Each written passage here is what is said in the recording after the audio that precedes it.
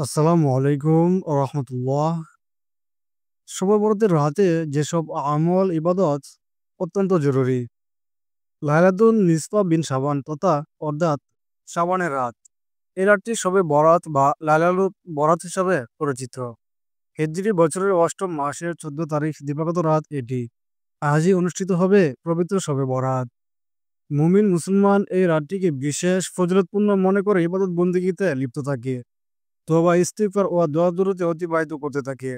যদিও সম্মিলিতভাবে ইবাদত সম্পর্কে হাদিসে কোনো দিক নির্দেশনা নেই, তবে রাসূল আকরাম সাল্লাল্লাহু আলাইহি ওয়াসাল্লাম এ রাতে অধিক পরিমাণে ইবাদত করতেন। নবীজি সাল্লাল্লাহু আলাইহি ওয়াসাল্লামের কিছু আমল দ্বারা বিশেষ কিছু ইবাদত প্রমাণিত হয় যা তিনি করেছেন। সে আলোকে এ রাতে কিছু আমল আমি তুলে ধরার চেষ্টা করব ইনশাআল্লাহ। এ রাতে দীর্ঘ কিরাতে নফল সালাত আদায় করা।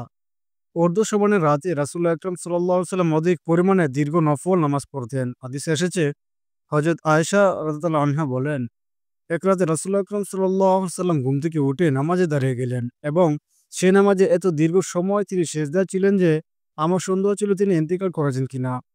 আমি উঠে গিয়ে তার বৃদ্ধ আঙ্গুলে নাড়া দিলাম। আঙ্গুলটি নড়ে উঠল। আমি নিশ্চিত হলাম যে তিনি বেঁচে আছেন। এরপর আমি আপন স্থানে ফিরে এলাম। রাসূল আকরাম সাল্লাল্লাহু আলাইহি ওয়াসাল্লাম সেজদা থেকে মাথা উঠালেন এবং নামাজ শেষ করে এক পর্যায়ে বললেন, হে আয়েশা, তুমি কি ভেবেছ যে আল্লাহর নবী তোমার উপর কোনো অবিচার করেছে? আমি বললাম, হে আল্লাহর রাসূল, আমি কিছু ভাবিনি। আমি বরং আপনাকে দীর্ঘ সময় সেজদায় দেখে ভয় পাচ্ছিলাম যে আপনি আল্লাহর পাককে ডাক্কা সাড়া দিয়ে ইন্তেকাল করেছেন কিনা। অতঃপর রাসূল আকরাম সাল্লাল্লাহু আলাইহি ওয়াসাল্লাম বললেন, তুমি কি জানো আজকের এই রাতটি কোন রাত? আমি বললাম, আল্লাহ ও তার রাসূলই ভালো জানেন। রাসূল আকরাম সাল্লাল্লাহু আলাইহি ওয়াসাল্লাম বললেন, এই রাতটি শাবানের পঞ্চদশ রজনী। এতে মহান প্রভু বান্দাদের উপর বিশেষ দৃষ্টি দেন। অতএব আল্লাহ তাআলা এই রাতে বান্দাদেরকে ক্ষমা দৃষ্টিতে দেখেন এবং যে বান্দাবান্দি আল্লাহর কাছে নাফার সালাত আদায় করে তওবা ইস্তিগফার করবে, আল্লাহ তাআলা তাকে ক্ষমা করে দিবেন।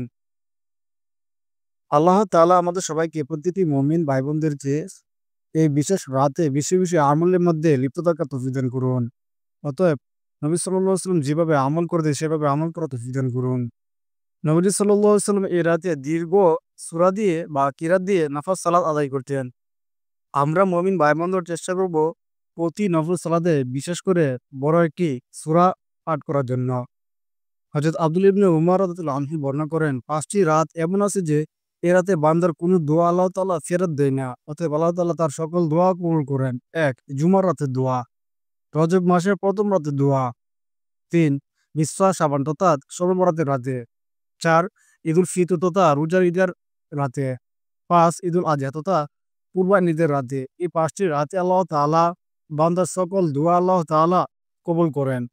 তাই আমরা চেষ্টা করব আল্লাহ তাআলার কাছে বেশি, বেশি করে দোয়া ইস্তিগফার করা।